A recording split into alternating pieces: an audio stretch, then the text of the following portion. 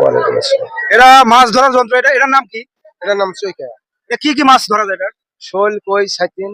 বড় বড় মাছ ধরে এটা, তাই না? এটা এক পিস কত দামে বিক্রি করতেছে? এটার দাম ছিল গত হাটে 150 টাকা পিস, আজ হাটে 250 টাকা পিস। কত হাটে 150 টাকা পিস ছিল, আজকে বেশি খায়। আজকে যে আমদানি বেশি, এক লোকের পিস আমদানি। তৈরি করতে আপনাদের কতক্ষণ সময় লাগে? এটা তো আমি বলতে পারবো না, দেখা যাচ্ছে যে দিনে 4টা নামা। 3-4টা তৈরি করা যায়।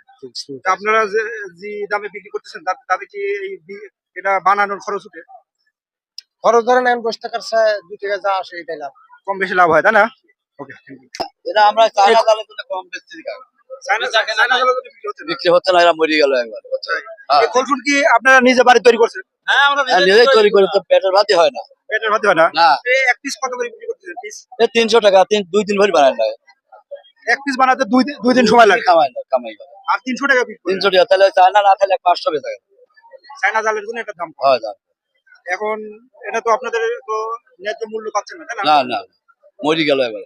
এই যে মৎস্যজীবী যারা জীবনীরা একটু মরি কোন হয়, এটা দাম কেমন হলে কত দাম হলে আপনাদের মোটামুটি টাকা উঠবে? তা তো 500 বেচা লাগে নিম্নে। 500 বিক্রি করতে হলে টাকা উঠবে, কিন্তু এখন 300 টাকা করে বিক্রি, তাও ঠিক মতো বিক্রি 200 দেয় না, 250 200 250 হ্যাঁ।